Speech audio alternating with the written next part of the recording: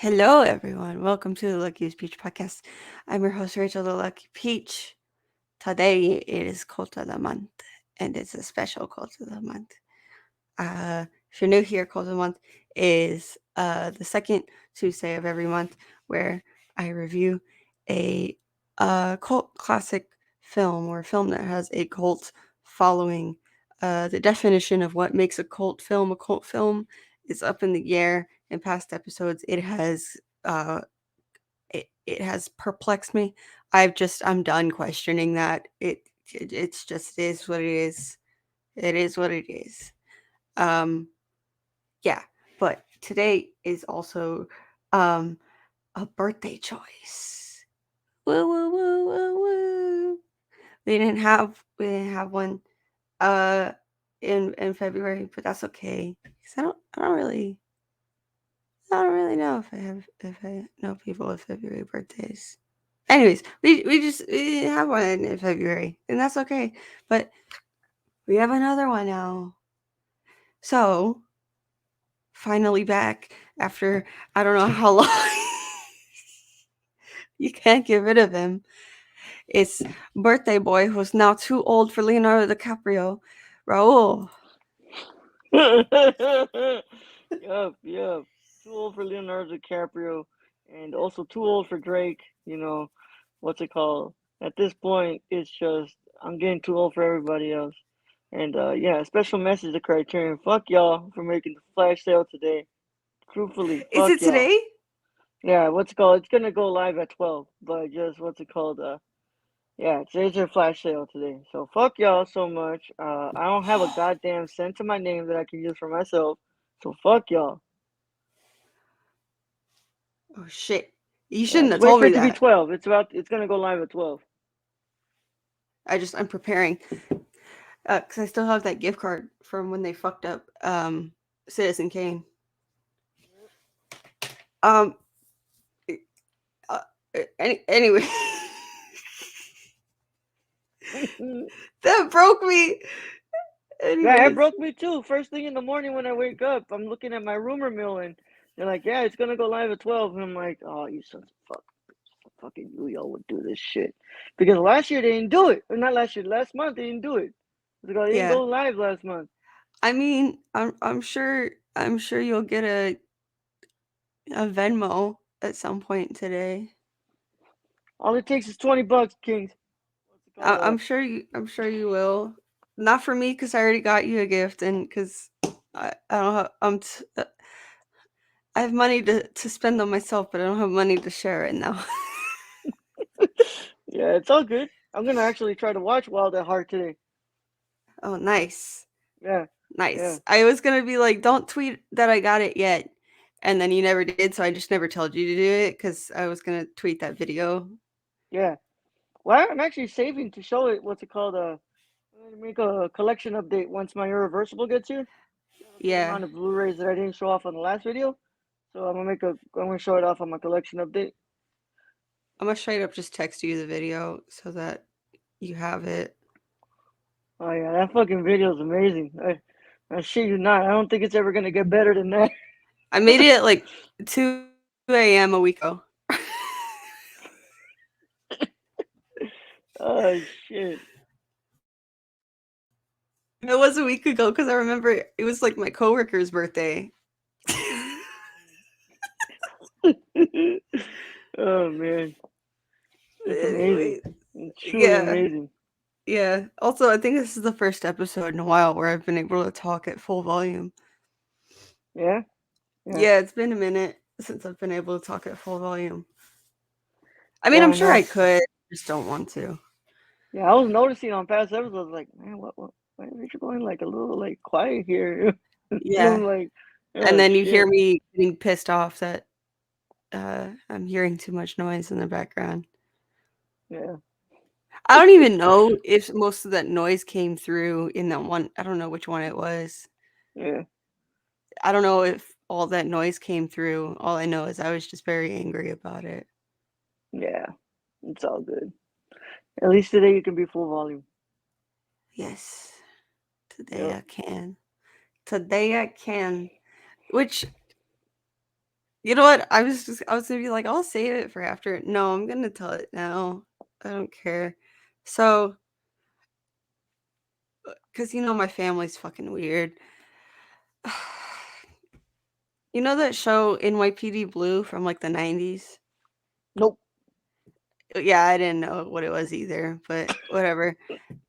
So, um, apparently they showed like the first full ass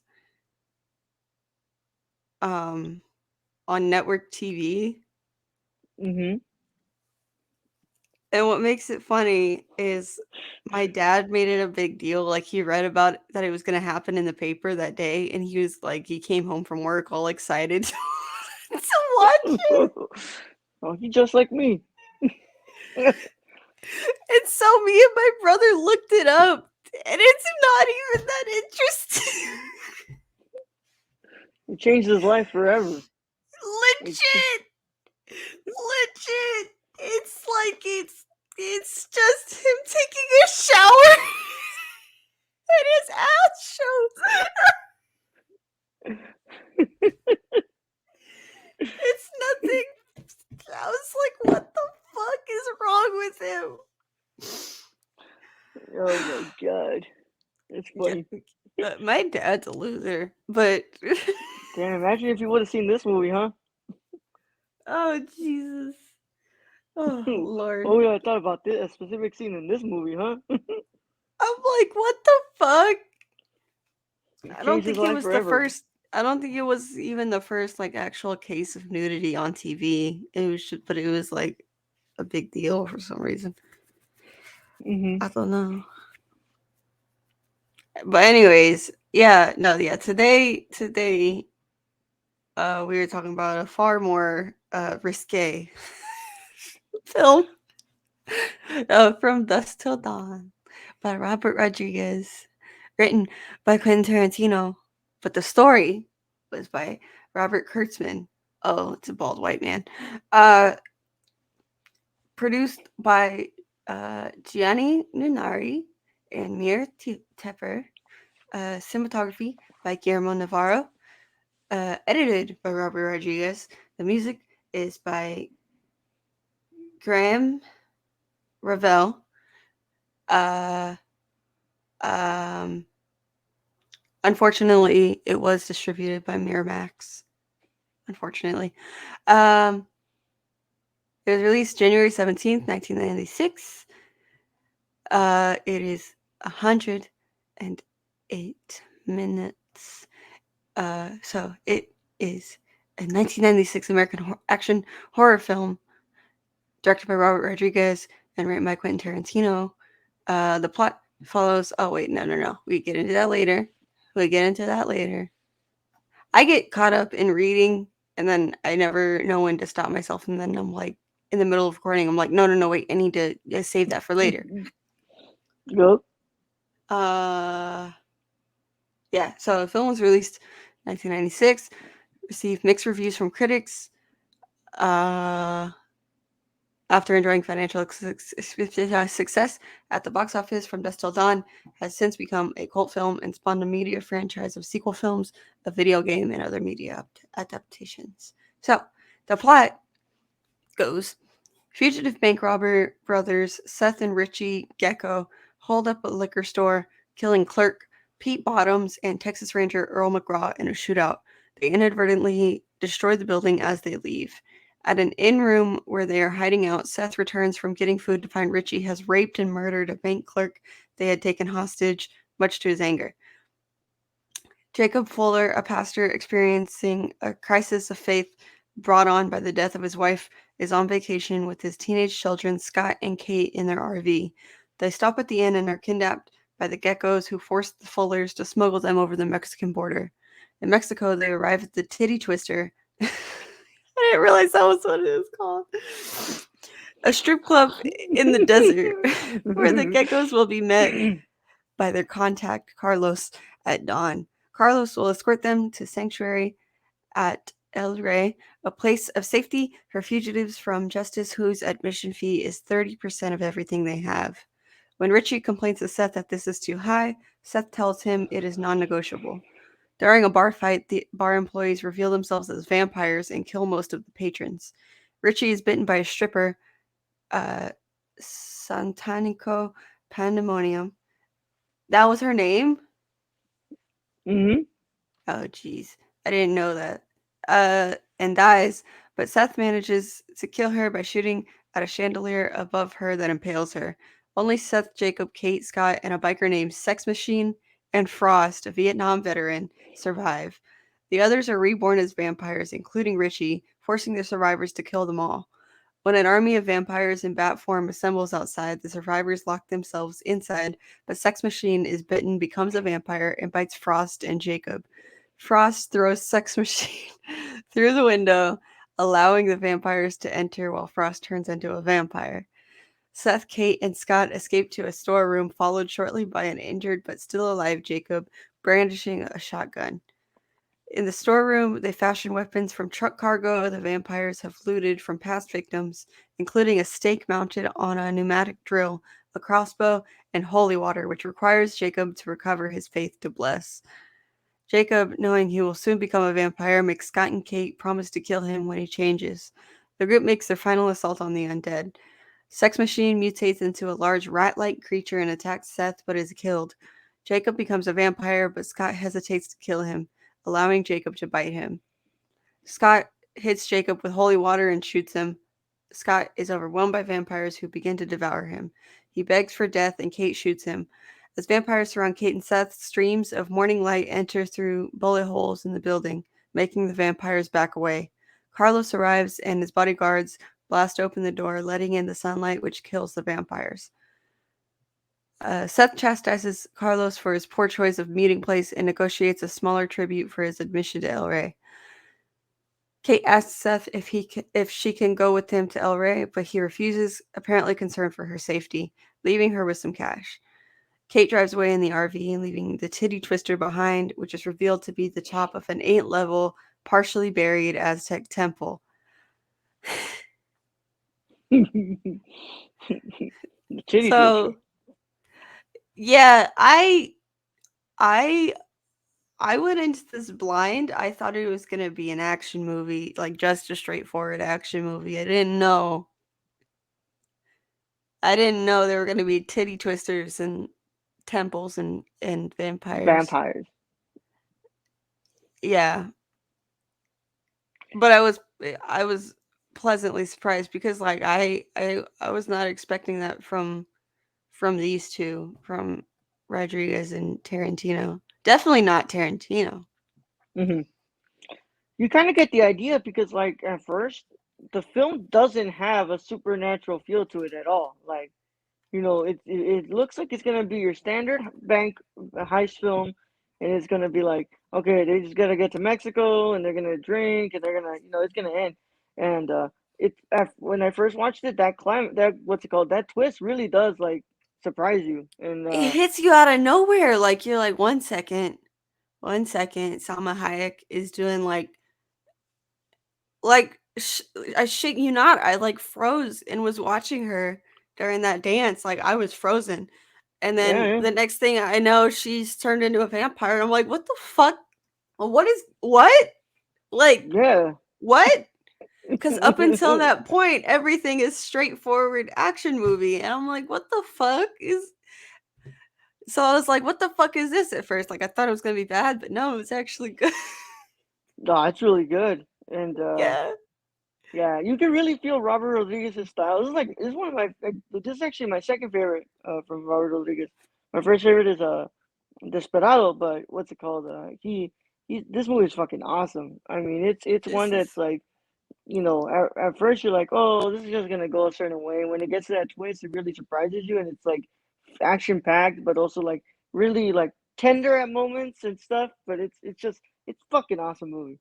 It's like it's definitely like you can tell it's a big combo between him and Tarant. Like it's for sure his directing and Tarantino's writing, Hmm. 100%. Yeah, Mainly and because of Tarantino ain't that bad with how movies. like disgusting it is, the writing. That's how you know Tarantino wrote that shit. Yeah. The whole pussy lovers. What's it called? What's That it called? and like even just in the beginning, him having a hole in it through his palm, like that's his writing 100%. Yeah, you can tell it's his writing, and like Yeah. all the times where like Kate and stuff, it's like what's it called? Hey Richie, want to eat my? Can you eat my pussy out? And he's like, and I was like, oh, that's fucking Quentin Tarantino's writing. Like it's Yeah, that and forward even and direct. him playing Richie, that's his writing. Like him being like such a like stuck up head ass, but also like when it comes to him being like, so do you actually want to do that thing that you asked me to Yeah, do? He's like I'll too do it like for you. coy about it. He's just like, Yeah, so do you want me to do it? And she's like, what? I don't know what I say. That thing that you. yeah. Nice to know he also traded the N word out for Spick on in this film. He did. I didn't even notice. When he gets put in the restroom because of the border patrol agents, he's like, "Oh, to hell with those Spick pigs." Oh, of course he did. Yeah, it's whatever. Of At this course point, he you did. expect his writing to always My have a racial slur in there. when yeah, when I hear those words in movies, my mind goes blank. Like I let myself think on it. Yeah, no, I I mean, don't what's it allow called? myself to It's hear them. I Tarantino at this just point. head empty as soon as the word gets said. I'm just like, because Yep. I don't allow myself to hear it at all, um, for no reason other than I just don't want to. Anyways, Yeah. so the cast, uh, apparently there's this is how you know that it's got a franchise because there's a hyperlink on Wikipedia for another whole list of every character. But just for this movie, uh, um, Harvey Keitel as Jacob Fuller, Mhm. George Clooney as Seth Gecko, which that one I was like, what? Yeah. With Especially when it tribal started getting tattoos. weird. When it started getting Yeah. weird and like the writing was starting to get very Tarantino, I was like, oh, Clooney. Uh, he's actually really good. Quentin Tarantino as Richie Gecko, Juliette Lewis as Catherine Fuller, Ernest Liu as Scott Fuller, um, Salma Hayek as Santanico Pandemonium, Cheech Marin as border guard slash Chet Pussy slash Carlos, Danny Trejo as Razor Charlie, um, Tom Savini as Sex Machine, uh, Fred Williamson as Frost, Michael Parks as the Texas Ranger, John Saxon as an FBI agent, Mark Lawrence as a motel owner, uh, uh, Kelly Preston as a news person, and Tito and Tarantula as the Titty Twister House Band. Yup. Which they did So a good job. They got some good music. they did, like, no lie. This movie was genuinely like perfect. Um, this is I don't know if this is a hot take though. This has nothing to do with this movie in particular. I don't like Juliette Lewis. I don't even think I've ever seen Julia Lewis in anything else but this movie. No, you And have what? Ma. Oh no, I never seen Ma. Oh, really? Hell no, I haven't seen Ma. Did you ever see Gilbert Grape? Yes. Yeah, she's the girl in Gilbert Grape. Oh yeah, she's nothing to write home about. Yeah, I'm not a fan of her. Even in this movie, she's not that great. Like everybody else is kind of doing a better job than her. Yeah, she. I'm not.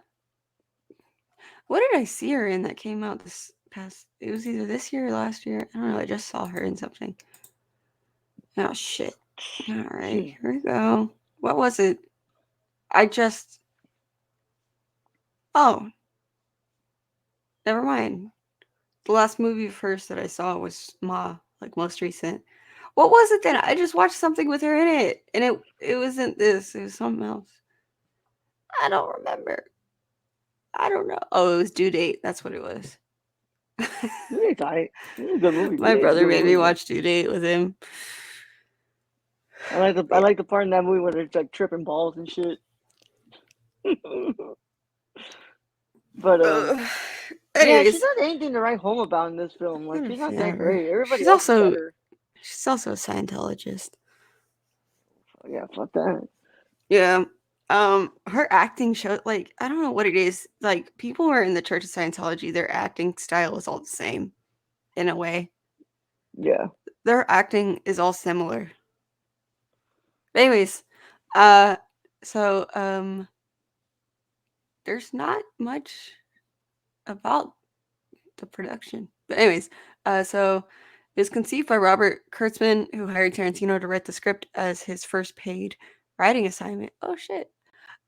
Universal Pictures originally considered Tarantino's screenplay as the follow-up to Demon Knight and the second in a proposed Tales from the Crypt film trilogy, but ultimately produced another vampire film, Bordello of Blood, instead. I've never heard of any of these fucking movies. no, Okay, wait. Demon Knight has Jada Pinkett in it. And Thomas Hayden Church. What? damn. Tales from the Crypt. Oh, that's just a whole fucking thing. Bordello of Blood. That's not have anyone I know of. Anyways, so um the El Rey hideout. Okay, this just it's a Wikipedia. This article is not very organized. So it says production, and then it says references to other titles. That's I would not consider that. I mean, that is a kind of a Yeah. production note, but like that's not an actual production note. Anyways, but it says the El Rey hideout in Mexico was borrowed from the Getaway 1958 crime novel. Uh, Earl McGraw became a recurring character in Rodriguez and Tarantino's works, later appearing in Kill Bill, Planet Terror, and Death Proof. Chango Beer and Sex Machines Cod Piece Gun are references to Rodriguez's 1990 film Desperado.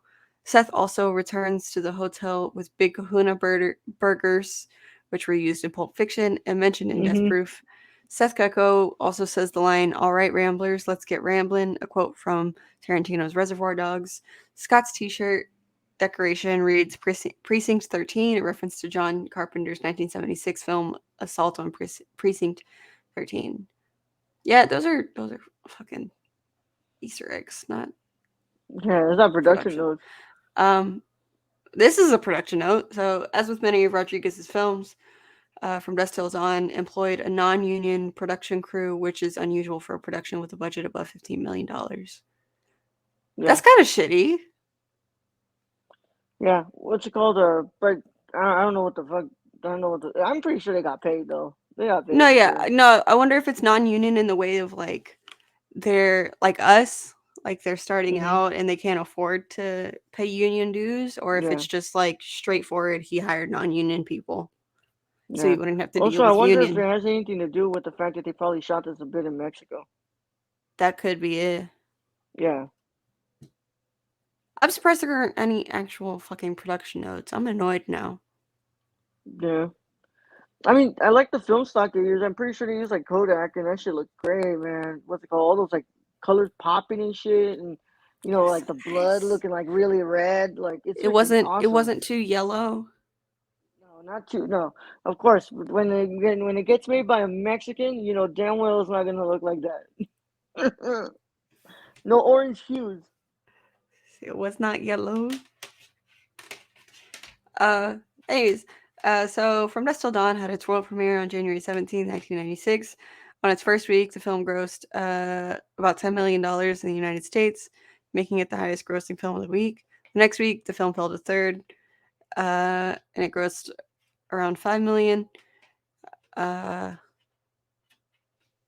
uh, so overall, it grossed about 25 million in the US and about 33.5 internationally for a worldwide gross of about 59 million. Uh, on May 1st, 1996, the film was banned in Ireland. The Irish Film Censor Board had Seamus Smith cited its irresponsible and totally gratuitous violence, which he felt was particularly untimely in the wake of the then recent Dunblin and Port Arthur massacres. On January 27th, 2004, the video release was passed with an 18 certificate. Don't know what an 18 certificate is, but also I'm not. It's their rating system. Oh, okay, okay. Yeah. I'm not. Oh! Remember on Oh, those okay. Region B viewings, you Okay, had the number? yeah, Yeah. yeah. Okay, yeah. I would, like, looked over there. I keep doing that shit where I, like, look off camera. I was looking at my stack of the region whatevers. Yeah. Um, so on Rotten Tomatoes, has 62% with an average rating of 5.99 out of 10. Uh, the website's consensus reads, quote, a pulpy crime drama vampire film hybrid from Dusk Till Dawn is an uneven but often deliriously enjoyable B movie, end quote. On Metacritic, it has a score of 48 out of 100 with mixed or average reviews. And on CinemaScore, it has an average grade of B minus. Roger Ebert, woo! The podcast's least favorite person, who I think I only agreed with once, gave the film 3 out of 4 stars and described it as, quote, a skillful meat and potatoes action extravaganza with some added meat touches, end quote. Actually, make that 2 times. Um, in a review from the New York Times, Janet Maslin wrote, quote, the latter part of From Dusk Till Dawn is so relentless that it's as if a spigot has been turned on and then broken. Though some of the tricks are entertainingly staged, obviously. What the fuck? The film loses its clever edge when its action heats up so gruesomely and exploitatively that there's no time for talk. End quote. Shut up. Entertainment Weekly gave the film a B rating, and Owen Gleiberman wrote, "quote Rodriguez and Tarantino have taken the let 'em eat trash cynicism of modern corporate movie making and repackaged it as junk conscious attitude. And from Dusk Till Dawn, they put on such a show of cooking up popcorn that they make pandering to the audience seem hip." End quote. Fuck you. However, in his review for the Washington Post, Destin Howe wrote, quote, the movie, which treats you with contempt for even watching it, is a monument to its own lack of imagination. It's a triumph lack of imagination. Anyways, it's a triumph of vile over content, mindless nihilism posing as hipness. End quote. Fuck you. Uh, Cinefantastique magazine's Steve Biodrowski wrote, quote, whereas one might reasonably have expected that the combo of Quentin Tarantino and Robert Rodriguez would yield a critical mass of nuclear proportions, instead of an atomic fireball's worth of entertainment, we get a long fuse, quite a bit of fizzle, and a rather minor blast, end quote. Fuck you. In his review for the San Francisco Chronicle, Mick LaSalle called the film, quote, an ugly, unpleasant, criminals on the lam film that midway turns into a boring and completely repellent vampire comedy. If it's not one of the worst films of 1996, it will have been one miserable year, end quote. Fuck you. In Mark Savlov's review for the Austin Chronicle, he wrote, quote, fans of Merchant Ivory will do well to steer clear of Rodriguez's newest opus, but both action and horror film fans have cause for celebration after what seems like a particularly long splatter drought. This is horror with a wink and a nod to drive-in theaters and sweaty backseats. This is how it's done. End quote. Well, yeah, that's exactly how it's done. I mean, they Yeah. both of them are into that thing. They're like both into that. They literally made They love the fucking grindhouse films. literally Grindhouse. Yeah. So like, what's it called? It's up their alley, and it's their forte. And what's it called? You can tell that there's a lot of love behind this movie because what's it called? It just shows like in all the style. Something I always find interesting is that Robert Rodriguez makes his movies that are like high budget even look like they're low budget films. Like they don't really look that beautiful and shit. Even And that's what, Alita. yeah, yeah, even Alita, exactly, even Alita, yeah, big ass eyes and shit, yeah. Love Alita. I love Alita in her Chad that she did everything for. Yeah. But I mean, what's it called? Of course, thank you to Robert Rodriguez because he gave us the sexiest scene to ever be put on a film. Oh, I Oh, I didn't think anything could make me any more gay. It was one of those yeah. things where I was like kind of distracted doing other things because a lot of times when I watch movies on my computer, if it's if it's in English, I'll multitask and get work done while I'm watching the movie. So I was doing that, and then she comes on screen, and I'm like straight up just frozen, just stopped everything and was frozen. And I was like, Mhm. holy shit! And then the only thing that got me to like not be frozen anymore was when she put her foot in Tarantino's mouth, and I was like, okay, Yup, okay, this is a yup, Tarantino movie. Yeah, okay, that was him. That's his writing. There we go. yup. My man was harder than a diamond in the rough when she did that. I bet. Like, just like I mean, like this movie is so like the writing is so overwhelmingly Tarantino. The second that she's like locked eyes on him, I'm like, okay, he put that in there for himself. And then she puts her foot in his mouth, and I'm like, okay, okay, all right, all right, all right, Q, okay, what the Yup. fuck? It's But very it gives very much Lin Manuel Miranda writing Broadway musicals and then making himself the lead, even though he hmm can't sing. yeah. But at least Quentin can act. That like he can actually act. It's like a softer version of this. Also, I'm sorry to anyone watching the video on Patreon, patreon.com/luckypeach. Um, the headphones, my new headphones, make my head hurt if I wear my glasses with them. So I'm trying to figure out a way to wear my glasses that doesn't hurt my head. Yeah, mine too. So I look like an idiot. Yeah. But I'm choosing comfort over pain right now, okay? So hmm anyways, got some awards. Woo! Uh, One George Clooney won Best Actor at the Fangoria Chainsaw Awards. He also won Best Breakthrough Performance at the MTV Movie Awards. I what? I wouldn't consider this a breakthrough for him. Like he was our was he He was what? like really far into his career already, I think. Yeah, I was like, what? He hasn't he been acting for like hold on, let me see. 19 since 1978 he's been acting. So I wouldn't call that I mean, there are some actors who get their breakthrough, like, later in life, like a like a Christoph Waltz, but, like, I wouldn't say this is George Clooney's breakthrough. Anyways, I No. digress. I digress. Uh, he also won Best Actor at the Saturn Awards, and also at the Saturn Awards, the film won Best Horror Film, and it was nominated for Best Makeup, Best Director, Best Supporting Actress for Juliette Lewis, and, uh Best Writing for Tarantino, and then both Tarantino and Keitel were nominated for Best Supporting Actor. At the Razzies, Tarantino was nominated for Worst Supporting Actor, and he was also nominated for Worst Supporting Actor at the Stinkers Bad Movie Awards. But he's not even that bad. He's not even that He's bad. not. I mean, in the grand scheme of things, he is a very mediocre actor, but in this movie in particular, he's good. Like Yeah. his very okay level of acting is perfect for this movie. Um,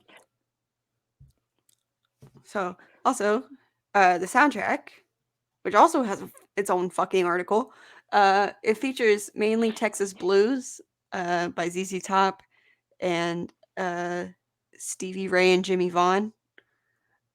Uh, the Chicago rock band Tito and Tarantula, who portrayed the band in the Titty Twister, appears on the soundtrack as well. The film's score is by Graham Revell.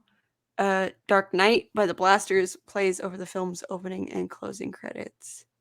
I will say the best song in that whole fucking soundtrack is the one that plays over Salma. Oh yeah. Oh, I love that song so much. I love it. It went so well with what she was doing. Yep. It's like tied, if not better, than that one Britney Spears performance with the snake. I can't remember that at all. It was like an award show where she has the snake on her and she's like, I don't know. Yeah. Those are the only two times that I know of a Of a person having snake. a snake on them and performing half naked. Yeah. I usually get really what's it called anxious at the sight of a snake, but in that scene I wasn't worried one bit about that snake. There are times where like you look at an animal on a in a film and you just know that the handler was like good with them and like respected them and Mhm. treated them good, Mhm. because that's a big thing in film, and that's just also a big thing in life in general is, treat Mhm. animals with fucking respect and they will behave. Mhm. Yeah. But any snakes, just get the fuck away from me. What's it called? Yeah. That's how we respect each other. Just don't get close to me, snakes, and I'm good. Um, yeah, and I also like that how they what's it called? They kept like they kind of remind you the ways that vampires can die. You know, the stake through the heart. You know, what's it called? The sharp They went object through it. going through Yeah, they the went yeah, through every single. yeah, and it ended up being the sunlight which killed them all at the end. I just got a bunch of emails. Good. And this is also like the second time that I've noticed where like Robert Rodriguez uses a lot of those Aztec temples and shit. Because he does it too in what's it called? Planet Terror. Yeah, in Planet Terror he does it too.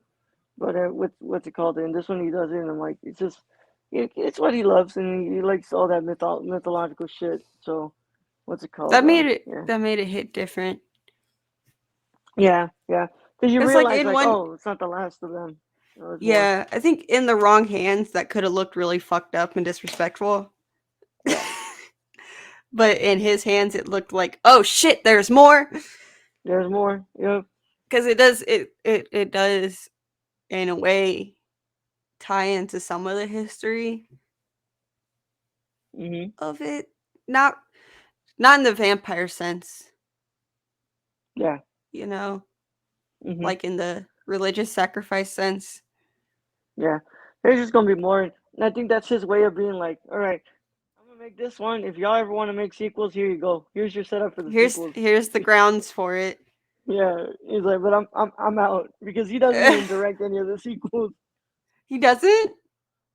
No, he doesn't. I Oh my god, they're all straight to video. think he does the show. He did a show. What's it called? On the El Rey Yeah. Network, but the what's it called? The sequels 2 and 3. Yeah, they're not done by him. I've never watched the sequels. Oh my god. Oh wait, never mind. I was about to lose my fucking mind. I thought no, okay, so the second sequel or the first sequel um Hmm. He also writes doesn't and even produces them. also Yeah. doesn't even have George Clooney in it. But No, none of them. it was directed by Scott Spiegel, and the reason I was about to lose my shit is because I Cowboy thought Bebop. no, not even that. I thought it was gonna be Spike Jones Spike Jones. Oh, that's because funny. that's his like legal last name is Spiegel. I Oh, that's forgot what his funny. legal first name is, but yeah, no, literally Spike Jones is Spike Spiegel because his stage name is Spike, but his legal last name is Spiegel. Um, So yeah, From Dusk Till Dawn was followed by two direct-to-video installments: a sequel From Dusk Till Dawn 2, Texas Blood Money in '99, and a prequel From Dusk Till Dawn 3, The Hangman's Daughter in 2000. It's a prequel, but it's called 3. Fuck you. For that I was hate when that poorly they do that. that was Fucking poorly hate it. planned. That was Yeah. very poorly planned. That's like how in the UK, Lion King 1.5 is called Lion King 3 So when fucking dumb. it takes place in between the One first and two, two. the one and two. Yeah. Uh Mm-hmm. they were both poorly received by critics, obviously. Danny Trejo is the only actor to appear in all three. Um Fuck yeah. Although Michael Parks appears in the first and third. Um and Rodriguez, Tarantino, and Lawrence Bender serve as producers on all three. Uh in March 2014, a television series inspired by the films premiered on the El Rey Network, produced and directed by Rodriguez. The show was intended to explore and expand on the characters' story from the film, providing a wider scope and richer Aztec mythology. The series ended production in 2016, with Deadline Hollywood reporting that the actors have been released from their contracts as of October 31st, 2016. I'm gonna look into that because this really does have one of those things where you're like, oh shit, no, I do want to learn the lore behind it. I want to do. I Mm-hmm. want to. I want to see some more. Vampires. Yeah, Yep. and that's why it kind of makes it shitty that the other two films didn't work out. Yeah, but at least he worked like producing and writing them. But what's it called? I feel like they would have been a lot more like they would have had a lot more of a hit if Rodriguez would have made them. But also at the time, he just there was no interest in working on those. Yeah. Yeah, he was on to better things. He was So wrapping up his what's it called? Once Upon a Time in Mexico. true. So I gave this film 4.5 peaches out of 5. Hmm. Uh, and my review is didn't know I could get any gayer until Selma came on screen. Yeah, mine is. Yeah, I too have it at 4.5 peaches out of 5. And Yeah, in my your review on Letterbox reads Robert Rodriguez is a motherfucking legend. Vampires and humans fighting against each other. What else can you ask for? Yeah, exactly. Um, and then I'm trying to keep with the past theme of reading random reviews on Letterboxd. Letterboxd. Um, yeah, I've been doing that, and it's been pissing me off because I go through, I like think I'm gonna find a good one, and then it's like a whole essay, and I'm like, I'm not reading that. Yeah, I'm not fucking reading all that. Here's a good one. So, well, this isn't actually. This one's just a jokey one by Zara. They gave it 3.5 stars and said Tarantino's foot fetish was taken to levels of extremity that I wish I could unsee. Yeah, we all wish we could unsee that. Um, um, yeah, I'm trying to find like a review about the film itself. Um, a lot of them say 0 to 100 in 5 seconds. Yeah. Okay, here we go. From Hector. Let me see if there's pronouns. No, there's not. Okay. They gave the film 4.5 stars, or I guess peaches. Um, I've been wanting to watch this film for years now. I finally did it first time in 2020. Instead, I thought this would be like just like Pulp Fiction. I did too. The twist was even greater. This was incredible. The best thing about this movie is that nobody talks about this movie. It's kind of true. And I'm gonna try to find a bad review, but there aren't that many. Most of them are like 3 and up. Oh man, Uh, on my friends list, there's somebody who gave it like a 1 star. Sometimes I'll like go through and filter it, but I don't feel like doing it.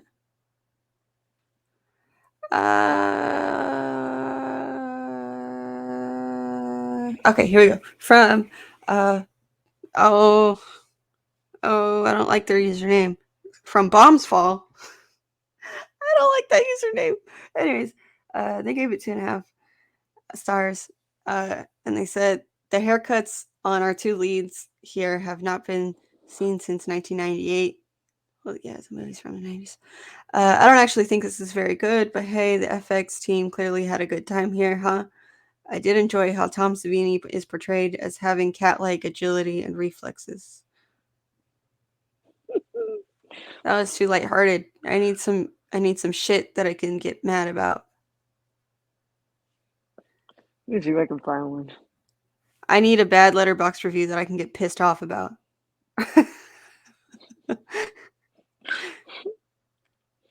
Cuz I do that. I really do that. Hold on, let Let me me find the one see. that isn't 2 words. Come on, y'all, man. Um Y'all sometimes just don't even put anything on here, man. Y'all just put like it gets stupid. It's ass. It's bad. It's trash. Garbage.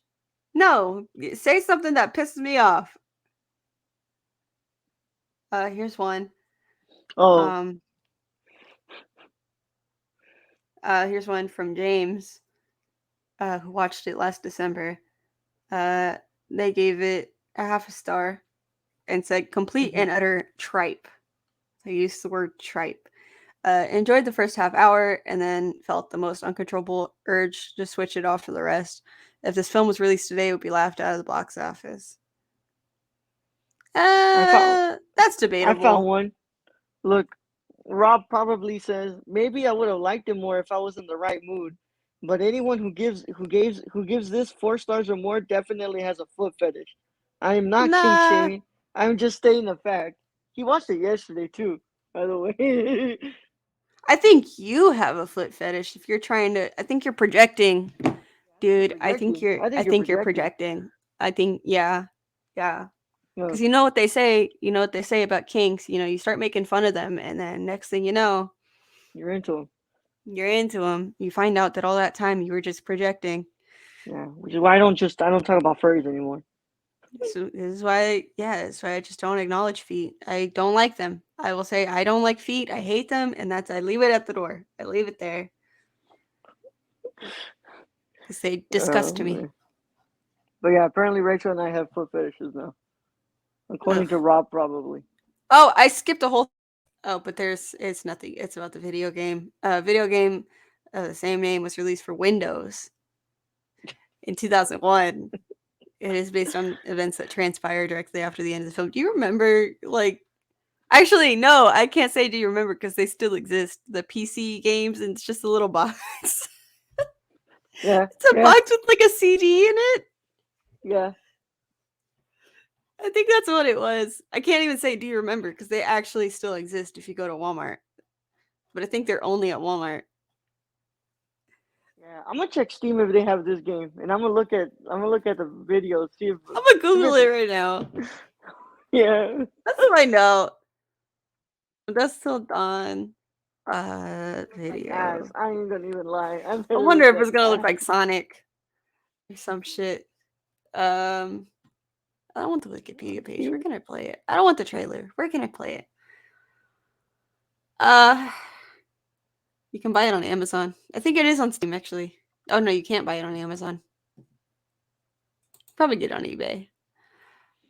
Shit, Um, shit. it's Oh, it labeled as looks a like. shooter game.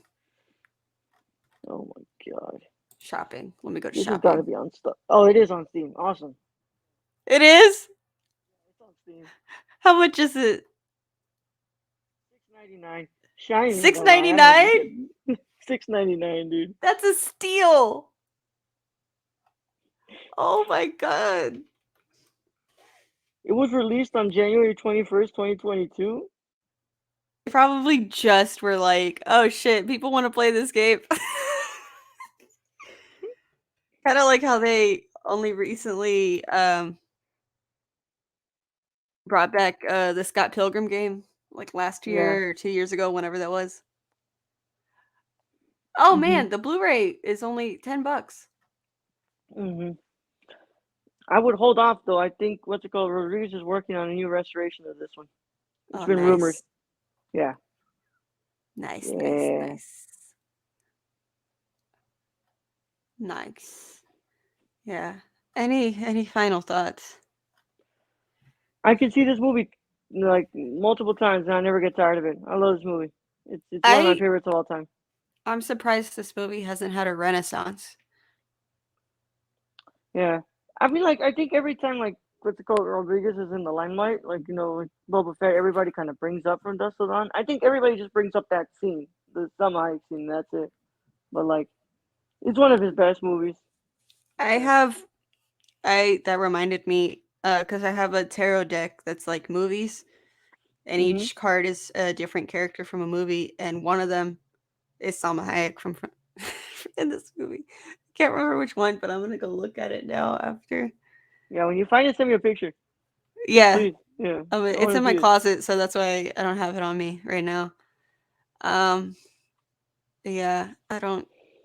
I This is not at all what I was expecting, and I loved it. Where can I you can't even watch this remember what was show? gonna be my other pick. I was like, it's between this movie and this one. I'm like, fuck it, I'll go with From Dusk Till Dawn. I'm trying to find out where I can watch the show. I think it's well, it's already network, It's so on Netflix.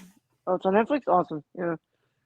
I don't know. It gave vibes of like a Showtime show just when I saw the poster. So I was like, maybe I'll be on Showtime.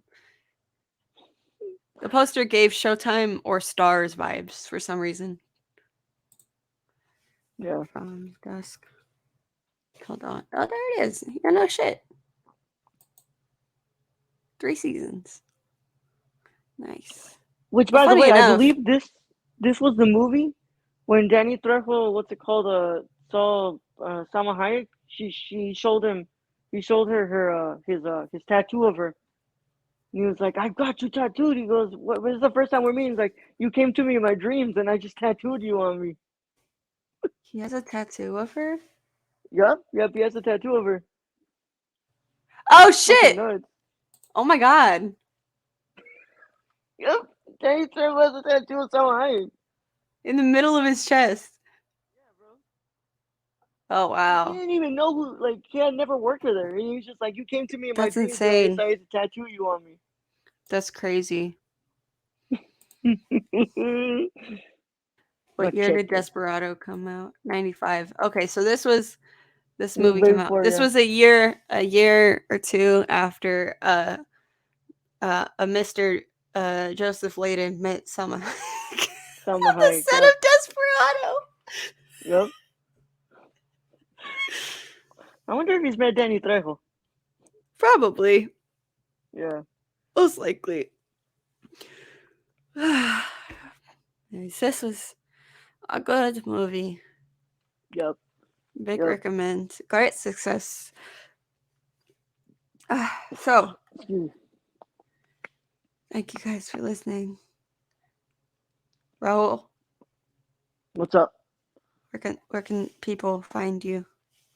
The Nerd Chicano on both Instagram and Twitter. Twitch.tv/Nerd Chicano. On YouTube under my full name because I don't have 100 subscribers yet.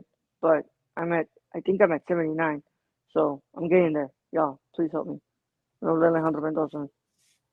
And yeah, that's it. Nerdcore.com for all the stuff I write and shit like that. Cool. Awesome. Thank you. Thank you for coming on your birthday. You're very busy, busy, big day. Um, uh, you can find me everywhere at Lucky Peach, LVCKY Peach. In the description of the episode, there is a link tree that will take you to Twitter, Instagram, TikTok, Letterboxd, YouTube, to Discord, um, um, Patreon at patreon.com/LuckyPeach, Twitch, something else. I'm always forgetting something. Um, what else? What else? What else? What else? Um, there will also be a link for how you can support Ukraine, uh, and the link to the stickers, the Luckiest Peach stickers, is Kofi, ko-fi/the Luckiest Peach. There will also be a link to that in the description of the episode. I think that is all. Next week, I will be reviewing Cyrano. Finally. Fucking finally. I will be reviewing Cyrano. Um, yeah, thank you to my patrons at patreon.com/LuckyPeach. I appreciate you. And I will see you guys next week. Stay peachy.